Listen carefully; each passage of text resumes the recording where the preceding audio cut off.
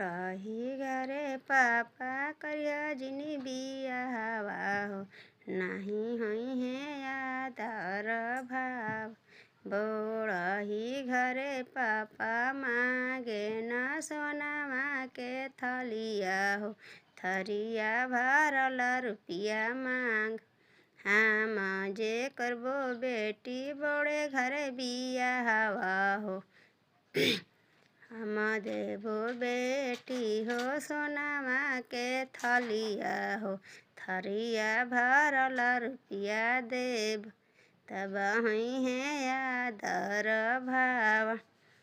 बोरही घरे पापा करिया जिन बियाहवा हो नाही हुई है आदर भाव।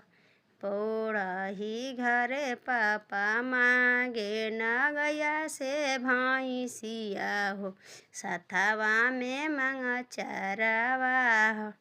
हम जे देबो बेटी गया से भैंसिया हो हम देबो साथे चरावा हो तब हुई हाँ आदर भाव।